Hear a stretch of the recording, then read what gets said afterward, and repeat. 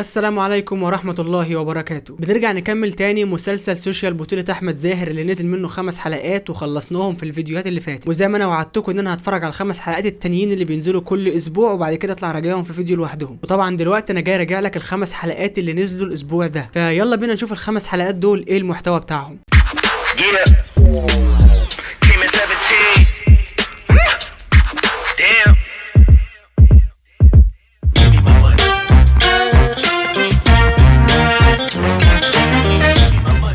طبعا انتهينا عند لقطة ان ديدو مات مسموم زي ما كل الاخبار بتقول. طبعا السوشيال كله اتقلب على موت اليوتيوبر المشهور ديدو. بعد كده بنشوف كل الحزن على السوشيال ميديا من كل اصحاب ديدو اللي طالعين لايفات وبيتكلموا عن الوفاة بتاعته. وطبعا شهاب كان محبط جدا لان اخر حد كان اتكلم معاه هو ديدو. كان ديدو عنده الحل لكل اللغز اللي شهاب بيدور عليه. بنشوف ان شهاب بيروح للدكتوره رانيا علشان تساعده في المشكله اللي هو واقع فيها وبيتكلم معاها عن حياته وكل حاجه بتحصل في حياته مضره. الدكتوره رانيا بتتكلم مع شهاب وبتحاول توصل معاه الحل للمشاكل اللي في حياته وبتقول له ممكن تكون اللي انت فيه ده حلم وممكن يكون حقيقه. لكن بحس في كلام شهاب ان هو بيتعلق بالدكتوره رانيا اكتر من ان هي دكتوره، لكن بيتعلق بيها كشخصيه وحبابه ليه، يعني ياخدها كصديقه يعني مش كدكتوره. بنشوف بعد كده ان شهاب بيكون مراقب كل اصحاب ديدو حتى تيو والمارشال والتوينز. زي ما احنا عارفين ان هو كان حاطط جهاز مراقبه في العربيه بتاعه تيو اللي هي مرات المارشال، وبيروح ورا كل الكافيهات اللي هي بتروحها وبيخلي توفيق يراقب كل تحركاتها على السوشيال ميديا وكل البوستات بتاعتها. وشهاب بيفضل ماشي ورا تيو بيستغل الفرصه ان هي ماشيه لوحدها بالليل في الطريق، فبيوقف العربيه بتاعتها وبينزل لها عشان يتكلم معاها. بيقول لها انا عارفك وعارف ان انت ما كنتش في المالديف انت والمارشال، وعارف اللي انتوا ورا السبب بتاع قتل ديدو، كمان السبب ورا قتل يوسف اللي هو الهاكر. طبعا تيو بتكون في حاله رعب جدا وبتكون متوتره وخايفه وبتعيط ومش عارفه تقول ايه. شهاب بيتعصب عليها وبيجي يضربها، لكن طارق اللي هو صاحبها هو والمارشال بيجي يضرب نار علشان يمسك اللي بيضربها ده، لكن للاسف شهاب ما بيوصلش لاي حاجه هو عايز يعرفها وبيهرب بالعربيه بتاعته قبل ما طارق يمسكه. بنشوف بعد كده العلاقه تاني اللي بتكون بين الدكتوره رانيا وبين شهاب، وان هي بتكون قاعده ترسمه من غير ما هو يعرف، وبيكون شهاب بيكلمها في التليفون وبيحكي لها تاني عن حياته اكتر واكتر علشان هو بقى عايزها تكون صديقه ليه اكتر من دكتوره زي ما انا قلت لك. وبنعرف ان الضابط محمد اللي كان ماسك الجريمه بتاعت قتل يوسف الهاكر بيحط ناس تراقب شهاب في كل تحركاته، علشان زي ما احنا عارفين ان هو شاكك في شهاب بعد ما شافه ان هو رجع للصحافه من تاني. بنرجع بالزمن لورا شويه وبنشوف اما ديدو رجع لتيو عند الفيلا بتاعتها وجوزها في المستشفى، وبنعرف ان كان في علاقه حب بين تيو وبين ديدو، لكن ديدو كانت متجوزه المارشال بسبب الشهره بتاعته. وبعد ما ديدو بيمشي من عند تيو بيكون ماشي زعلان جدا ومتضايق بسبب ان هي رفضت الكلام معاه. بعد ما شهاب اتحرق بسبب ان هو تيو عرفته، بيطلب شهاب من توفيق ان توفيق يروح يتصرف مع ديو باي طريقه، يعني يتكلم معاها يعرف تفاصيل حياتها كانه صحاب يعني. وبنشوف ان شهاب قاعد مع الدكتوره رانيا بيتغدوا وبيتكلموا في حياته الشخصيه، لكن شهاب بيجي له رساله على التليفون بتاعه اللي هو واخده من يوسف قبل ما يموت، وبيكون فيديو ليوسف بيقول له فيه شويه معلومات وتفاصيل جديده عن الحاجات اللي هو ماشي فيها. فالشاب طبعا بيتوتر وبيكون مش عارف يعمل ايه، وبيطلب من الدكتوره رانيا ان هو يقوم يمشي علشان يشوف المشكله اللي هو فيها دي. بنشوف بعد كده التوتر اللي في حياه المارشال بسبب موت ديدو اللي هو صاحبه. المارشال بيكون طبعا شاكك في اصحابه اللي هم التوينز، وبيكون شاكك في كل اصحابه اللي كانوا حواليه هو وديدو، وبيفضل يتخانق معاهم واحد ورا التاني علشان يعرف مين السبب ورا موت ديدو ده، وهل ديدو ميت مسموم فعلا ولا ميت مقتول. بعد كده بنشوف ان شهاب وتوفيق قاعدين المكتب بتاع شهاب، وشهاب بيكون معاه التليفون بتاعه وفاتح الكاميرا على ميجا اللي هو بتاع اليوتيوبر، وميجا ده بيكون ستريمر العاب زي بابجي وجميع الالعاب الالكترونيه. وزي ما انتم عارفين ان ميجا ده مشلول، لكن شهاب بيكون مهكر كاميرات ميجا وبيعرف ان ميجا مش مشلول ولا حاجه وان ميجا سليم. وبنشوف في الفيديو ان ميجا بعد ما قفل اللايف بيقوم من على الكرسي وكان شهاب شافه في الكاميرا بتاعته. بيحاول شهاب يوصل لحل ويعرف ايه السر ان ورا ميجا يخلي نفسه مشلول علشان يتشهر ولا علشان يخبي حاجه تانية. توفيق بيقول له احنا ممكن ننزل الخبر ده على الجريده بتاعتنا ويبقى ترند الترندات ونتشهر اكتر ما احنا مشهورين، لكن شهاب بيكون عنده حته تانية وان هو يستغل الفيديو دوت في اعراف فضايح كل الناس اصحاب ديدو. بتخلص الحلقه وبتبدا حلقه جديده. بنشوف المجهودات الزياده من توفيق اللي دوره بقى اكبر من اللي انا كنت متوقعه، وبيكون توفيق سهران ليل نهار بيجمع معلومات عن ميجا وان هو ازاي مش مشلول، وكل ده علشان الشغل بتاع شهاب والقضيه اللي هو ماسكها يكون ماشي فيها تمام ويحل اللغز بتاع وراء كل ده. ونشوف ان علي صاحب شهاب بيكون بيدور ورا شهاب علشان يعرف ايه السر ورا القضيه اللي هو ماسكها دي ومخبيها عنه، وبيحاول يسال توفيق شويه اسئله لكن توفيق ما بيرضاش يجاوب عليه لان ده سر شغل بينه وبين شهاب. بنشوف ان توفيق بيروح عند تيو الكافيه اللي هي بتقعد فيه وبيتكلموا مع بعض وبيكون هو ظريف جدا وكوميدي معاها، وطبعا مع مرور الوقت هما الاثنين بيتعرفوا على بعض وبيكونوا اصدقاء، وبتعرف هي مكان الكافيه اللي هو بيروح يقعد فيه وبتروح تقعد معاه وبيقعد يتكلم معاها وبيعرف منها تفاصيل ما كانش حد يعرفها عن حياتها. وبنعرف ان كل المشاهير بتوع السوشيال اللي موجودين واحنا عارفينهم دول شغالين في شركه خاصه مع واحد هو اللي ممشي الامور بتاعتهم بتاعتهم كلها، وبيكونوا هم اللي ماسكين كل الاكونتات بتاعتهم وبيكونوا مراقبين تحركاتهم علشان يخلوهم في امان وسلام. وبنشوف ان شهاب مستمر برده مع الدكتوره رانيا، العلاقات بتاعتهم بدات تتطور اكتر من اللازم، وبيقعد يقول لها انا بقيت استريح معاكي في الكلام اكتر من الاول، وبقيت احكي لك تفاصيل حياتي اكتر من ما كنت بحكي مع اي حد. توفيق بعد كده بيعرف من تيو ان هي عندها اكونت شخصي خاص بيها خالص ما بيخدش عليه حد، فبتاخد الاكونت بتاع توفيق اللي هو ضحك عليها وقال له ان هو اسمه سمير، وبتبعت له اد، وبيكون هما الاثنين بينهم صداقه على السوشيال. العلاقه ما بينهم بتتطور وبتوصل للصداقه اكبر من اللازم برضه. وطبعا بنشوف فرحه تيو بتوفيق وان هو بيعرف يقرا الكتب اللي هي بتقراها وبيحب الروايات زيها بالظبط. بنشوف العلاقه من المارشال والبنت اللي في المستشفى بتزيد، وان المارشال باين كده يكون بدا يحب البنت دي، والبنت برضه بتكون ممكن تكون بتحبه. بيروح لها المستشفى وبيقعد معاها وبيتكلم وبيطمنها وهي بتطمنه، وبتكون هي زعلانه عشان العمليه اللي هتعملها ممكن تموت وممكن تعيش. وكل ما المارشال بيكون متضايق بيقعد يحكي معاها وهي بتخفف عنه كل الداع اللي هو فيه. بنشوف بعد كده ان شهاب بياخد عنوان المستشفى اللي ميجا عامل فيها عمليه في رجله، ولما بيروح هناك بتكون الصدفه ان المستشفى دي هي اللي فيها المارشال بالظبط. بيتخيل في دماغ شهاب كده موقف ان هو مسك المارشال والمارشال طلع عارفه، لكن بيمسكوا بعض ويضربوا بعض، لكن طبعا المشهد ده بيكونش حقيقي وبيكون في خيال شهاب. لكن شهاب لما بيلاقي المارشال ماشي من جنبه في المستشفى بيروح جاي ماشي وراه، وبتخلص الحلقه على كده. الحلقه 25 دقيقه، يعني كانوا ممكن نزلوا 15 حلقه على بعض على طول، كنت ممكن تخلص الحلقات دي كلها مثلا في يوم، بس عادي هو ده شغل المنصات المصريه عارفين. الحلقه بتبدا وبنشوف ان المارشال هو وتوينز واقفين عند الكافيه بتاعهم وبيشوفهم شهاب بيحاول يسلم عليهم وبيتصور وبيعمل نفسه معجب بيهم، ولكن هو بيكون في الحقيقه بيحط الموبايل بتاعه جنبهم وبيسجل لهم الكلام. بيسمع شهاب الكلام السري بتاعهم وبيعرف ان في واحد اسمه طارق هو اللي مهتم بكل امور البلوجرز والناس المشاهير دي كلهم، وبيكون شهاب عايز يوصل لطارق ده باي طريقه علشان يجيب منه اي معلومه هو عايز يعرف. شهاب بيدي لتوفيق فلوس علشان يجيب هديه لتيو يقرب منها زياده عن اللزوم، وبيطلب منه ان هو يجيب له عنوان ميجا علشان يروح له البيت ويعرفه ان هو مش مشلول ويفضحه ويقول له انا عايز معلومات اللي هو عايزها. شهاب فعلا بيعرف المكان بتاع ميجا اللي هو بيستريم منه اللي هو البيت بتاعه الرئيسي، وبيروح لميجا البيت وبيوري له الفيديو بتاعه، لكن ميجا بتصدم ويقول له ده مش انا، لكن شهاب بيكون عنده الدليل ان هو ده ميجا بالظبط. ميجا بيحاول يهرب من الكلام، لكن شهاب برضه بيفضل مصر على رايه لان هو عنده المبرر القوي، ويفضل شهاب يستفز ميجا في الكلام، لكن ميجا بيقرر ان هو يكلم البوليس. لكن شهاب لما بيعرف ان ميجا بيكلم البوليس بيقول له انا ممكن انزل الفيديو بتاعك ده على السوشيال كلها وانت حياتك تتدمر، خصوصا ان انت داخل بطوله في الجيمرز جديده. طبعا ميجا بيهدى وبيفهم الموضوع، بيعرف ان هو في خطر ودراعه ملول. بنشوف ان الشرطه بتروح عند الدكتوره رانيا لان الدكتوره رانيا بقت اقرب شخص لشهاب، وبيسالوها عن العلاقه اللي بينها وبين شهاب لان شهاب متدخل في جريمه القتل بتاعه يوسف ومتدخل في جرائم كتيره جدا. طبعا الدكتوره رانيا ما بترضاش تقول لهم على اي معلومات هم عايزينها لان ده تفاصيل شغلها، وفي نفس الوقت بتكون مش عايزه تطلع معلومات من الاسرار اللي شهاب قايل لها عليها. بنشوف بعد كده ان كل اصحاب ديدو طالعين لايف بيتكلموا فيه بالحزن وبالاسى عن وفاه ديدو صاحبهم. طبعا كل الحوارات دي فيك علشان يجيبوا ريتش جديد ويجيبوا كومنتات وتفاعل كتير جدا على الاكونتات بتاعتهم. رانيا بتقابل شهاب وبتقول له ان الشرطه بتدور عليه بسبب ان هو متدخل في جريمه قتل. شهاب بيقنع رانيا ان هو ملوش دعوه باي حاجه من اللي بتحصل دي خالص، وان هو مجرد صحفي بيدور في كل الجرائم اللي بتحصل في البلد. لكن طبعا رانيا بتقول انا عارفه ان انت مش مجرم وانا مقتنعه بكلامك لانك في الاول وفي الاخر بتتعالج عندي. بعد كده بنشوف ان طارق عرف الجهاز اللي كان محطوط في عربيه تيو ان هو جي بي اس غير الجي بي اس اللي الشركه حاطاه في عربيه تيو. بيكلم صحابه في الشركه وبيقول لهم الجي بي اس ده مش بتاعنا، عايزين نعرف الجي بي اس ده نوعه ايه وجايبه منين ومين صاحب الجي بي اس ده. بعد شويه بحث عن الجي بي اس بيعرفوا ان الجي بي اس ده جاي من محل كان شهاب رايح يشتري منه الجي بي اس ده، وهو عارفين مين صاحب المحل ده، يعني بياخد العنوان بتاع المحل علشان يراقب الكاميرات ويعرف مين اللي خد الجي بي اس ده من هنا. نشوف بعد كده شهاب واخد الدكتوره رانيا علشان يوريها القضيه اللي هو ماسكها في التحقيق بتاعه، وبيكون واخدها المكتب بتاعه في الشركه بتاعه علي، لكن بيتفاجئ ان المكتب بتاعه بيكون في الضابط محمد اللي ماسك القضيه بتاعه يوسف الهاكر. بتخلص الحلقه على كده وبتبدا حلقه جديده. بتبدا الحلقه من نفس النقطه اللي انتهت منها الحلقه اللي قبلها، وبيكون الضابط محمد في المكتب بتاع شهاب هو والدكتوره رانيا واقفين بيتكلموا معاه، وبيكون الضابط محمد شاكك في شهاب ان هو ورا جريمه القتل اللي بتحصل دي، وان هو راح المشرحه لان شاف ورقه المشرحه متعلقه على الحيطه عنده. بيحاول ياخد منه معلومات وبيحاول يستكشف منه ايه السر ورا اللي هو بيعمله ده. بيقول له يا شهاب انت اسمك متشال من نقابه الصحفيين، وانت كنت قايل ان انت بطلت الشغل في الصحافه، ايه اللي رجعك للصحافه تاني وايه السبب اللي انت تحقق في القضيه دي بالذات؟ لكن شهاب ما بيوصلوش لحل وبيقول له ان ده شغله وان هو رجع كده يشتغل في القضيه دي مؤقتا. بعد كده بنشوف ان شهاب جاله مكالمه من التليفون من مراته القديمه، وبنعرف ان ابنه تعبان في المستشفى، وشهاب لما بيروح المستشفى بيلاقي ابنه فعلا تعبان، لكن بيلاقي صاحبه القديم اللي كان بيحب مراته قبل ما تتجوز شهاب، وبتدور بينهم هما الاثنين مشكله، وشهاب بيقول له انا عارف اللي انت عينك على مراتي من زمان وزعلان اللي هي اتجوزتني انا ما اتجوزتكش انت. وبنشوف ان ابن شهاب ما بيكونش حابب ابوه لان ابوه هو السبب في اللي حصل لهم ده كله. بنرجع للمارشال وبنشوف اداؤه القوي جدا في التمثيل اللي انا ما كنتش متوقع منه بصراحه في الخمس حلقات اللي فات يكون بالقوه دي في الحلقات الجايه دي، يعني بصراحه تمثيله عجبني زياده عن اللزوم بجد. شهاب بيقرر يروح الضابط محمد المكتب بتاعه علشان يكلمه في الجريمه اللي هو ماسكها دي، وطبعا شهاب لما الضابط محمد بيساله انت ايه السبب ورا اللي انت بتعمله دوت، شهاب بيقول له انا عايز احقق براءه، والبراءه بتاعت شهاب ان هو يعرف مين اللي عمل الفيديوهات بتاعته زمان بسبب اللي حصل له ده كله. وشهاب بيعيط شويه في الكلام لان هو متاثر بسبب بسبب المشاكل اللي وقع فيها وبسبب كميه الخساره اللي شهاب خسرها في حياته. الضابط محمد بيتفهم الموضوع، بيقرر ان هو يسيب شهاب في حاله لحد ما يخلص القضيه اللي هو ماسكها دي، وشهاب بيمشي والضابط محمد بيشيل عينه من على شهاب تماما. بنشوف بعد كده ان اخو المارشال راح يسرق امه وهي نايمه علشان يجيب مخدرات يشربها، ولما انطرد من البيت قرر يروح الفيلا بتاعت اخوه المارشال علشان يسرقها. والفعل بيروح الفيلا بتاعت اخوه المارشال علشان يسرقها، وبيلاقي دولارات كتيره جدا وبيلاقي مجوهرات مرات المارشال اللي هي تيو بتكون راجعه في الوقت ده من بره ما كانت مع توفيق الصبح، وتوفيق بيكون بيكلمها في التليفون، لكن بتدخل بتلاقي ان الشخص الحرامي ده قابلها في وشها ورافع عليها مسدس. طبعا توفيق بيسمع الكلام بتاعها وبيسمع الزعيق بتاعها وان هي خايفه في الموبايل وبيكون بره الفيلا بتاعتها، فبيقرر يجري يخش الفيلا علشان يشوف فيه ايه، وبيكون اخو المارشال رافع مسدس في وشهم كلهم. بتخلص الحلقه على اللقطه دي، والحلقه بتكون صغيره جدا ما فيهاش الا شويه معلومات وتفاصيل صغيره قوي. تبدا الحلقه الاخيره على ان اخو المارشال بيكون رافع المسدس وبيضرب بالنار، لكن صاحب الامن بيكون ضربه هو بالنار الاول في كتفه. وطبعا انا قلبي كان وقف وانا بتفرج على الحلقه دي، فكرت ان الطلقه جت في توفيق وتوفيق مات، لكن شابوه بتاع الامن والله ان هو لحق الضرب الاول. لكن طبعا ما حدش بقى بيكون عارف ان ده اخو المارشال وايه اللي جابه هنا وايه اللي بيحصل هنا، غير ان طارق لما جابه في المستشفى قعد يساله عن السر ولا ان هو راح الفيلا. المسلسل بيقلب دراما، وبعد كده بنشوف ان شهاب على طول بقى متعلق بالدكتوره رانيا اكتر من الاول، وبيقول لها ما تسيبينيش وتمشي وخليكي معايا ويا رب ما تكوني حلم. الدكتوره رانيا بتقول له انت اللي انت فيه ده كله بسبب ان عقلك اللاواعي هو السبب في اللي مهيأ لك كل ده. شهاب بيتعصب عليها وبيقول لها انت عمرك ما تفهميني يا دكتوره، وبيسيبها ويمشي لان هي فعلا مش فاهمه حياته. شوف بعد كده توفيق متاثر بالحاجات اللي بيمر بيها والحاجات اللي بيشوفها في قسم الحوادث مع شهاب اللي هو شغال معاه. بيطلب توفيق من شهاب ان هو يسيبه في حاله ويخليه يبعد عن قسم الحوادث ده ويرجع يشتغل تاني على الموبايل زي ما كان بيكتب في الاول. شهاب بيقول له اللي انت عايز تعمله اعمله يا توفيق، انا مش هلومك على حاجه، لو عايز تكمل معايا كمل، لو مش عايز تكمل معايا ما تكملش. لكن طبعا توفيق بيختار ان هو ما يكملش معاه وبيبعد عن الشغل مع الحوادث. بنشوف بعد كده علي اللي هو صاحب شهاب اللي هو صاحب شركه الجريده دي كلها بيتعاقد مع شركه تبع المارشال، والخبر اللي هو بيتعاقد معاه ده بيكون ضد الشغل اللي شهاب شغال فيه. ولما شهاب بيقرا الخبر ده في الجورنال عن طريق توفيق بيروح علشان يتكلم مع علي صاحبه ويقول له انت عملت كده ازاي، لكن بنعرف من علي ان هو مصلحته اهم من اي حاجه في الدنيا، وان الشركه دي هي اخر امل ليه في الحياه واخر فلوس حطها في الشركه بتاعته دي. وبيحصل مشاده في الكلام ما بين شهاب وما بين علي صاحبه، بتنتهي ان علي بيسيب شهاب ويبعد عن الشغل بتاعه، وشهاب بيقرر يسيب الشركه ويبعد عن مجال الصحافه ده تماما. بنشوف ان تيو قاعده مع توفيق والعلاقه بتاعت الصداقه ما بينهم بدات تستمر، وتيو بتشكره ان هو كان موجود في الفيلا بتاعتها يوم الجريمه، لكن بتساله انت كنت عندي بتعمل ايه وايه اللي جابك ورايا في الوقت ده. توفيق حاول يضيع الموضوع كده في الكلام، لكن هي بتساله بتقول له اصدق كلامك ده يا توفيق، هو اسمه سمير عند تيو، لكن هو ضحك عليها يعني قال لها انا اسمي سمير لكن هو اسمه توفيق. قال لها صدقيني وما تقلقيش من اي حاجه. وطبعا بنعرف ان علي متفق مع توفيق ان هو يعمل لقاء صحفي مع كل الناس المشاهير دي من ضمنهم تيو. طبعا تيو لو عرفت ان توفيق ده صحفي وما اسمهوش سمير هتزعل منه وهتبقى مشكله كبيره جدا. بنشوف ان المساعد بتاع طارق وصل لصوره تقريبيه من الكاميرات بتاعت محل اللي شهاب راح جاب منه الجي بي اس وجابها له لحد المكتب بتاعه، وطارق بيشوف الصوره بتاعت شهاب اللي هي متاخده من الكاميرات دي، بيلاقي ان ميجا بيرن عليه بيقول له انا في حد بيهددني بفيديوهات. وطبعا زي ما احنا عارفين ان اللي بيهدد ميجا بالفيديوهات ده هو شهاب، لكن بنتفاجئ ان شهاب قاعد مع ميجا في البيت وقايل لميجا اعمل كده وهات طارق لحد عندي هنا. وبتخلص الحلقه على كده وبنكون مش عارفين طارق هيعمل ايه لما يعرف ان ده شهاب، وشهاب عايز طارق علشان ايه. انا شايف ان يبقى في مط في الاحداث في المسلسل في ال5 حلقات دول بالذات، وشايف ان زي ما انا بقول كل مره لو كان المسلسل ده نزل على بعضه في 8 حلقات كان بقى احلى من اللي هو معمول فيه دلوقتي، لكن عادي كده كده فاضل 5 حلقات هينزلوا يوم السبت والحد والاثنين والثلاث والاربع، وكان كده مسلسل سوشيال نزل بال15 حلقه بتوعه كلهم. وبرده كالعاده هتفرج على ال5 حلقات مع بعض مره واحده واطلع راجعهم، لان ما ينفعش اطلع راجع حلقه اللي هي 20 دقيقه اصلا ما فيهاش الا 3 4 دقائق مهمين وشكرا. عشان كده بعمل فيديو مجمع راجع لك فيه ال5 حلقات ب5 حلقات بس. كده تكون حلقتنا النهارده خلصت، ولو عجبتك الحلقه اكتب لي كومنت وقول لي فيه اي حاجه عايز تعرفها عن المسلسل ده، ودوس لايك لو عجبتك الحلقه واشترك في القناه وفعل الجرس زي افلامانجي علشان يوصل لك كل حاجه جديده وكل الاخبار الجديده. ورساله لكم يا افلامانجيه كلكم، كل سنه وانتم طيبين بمناسبه ان رمضان فاضل عليه اقل من 18 يوم. استنونا في الحلقات الجايه وما تقطعوش عننا المشاهدات بتاعتكم اللي بتفرحني واللايكات بتاعتكم والتعليقات اللي بتخليني مبسوط، واشوفكم على خير ان شاء الله في الحلقات الجايه زي ما انا قلت لكم ووعدتكم. هتوحشوني جدا،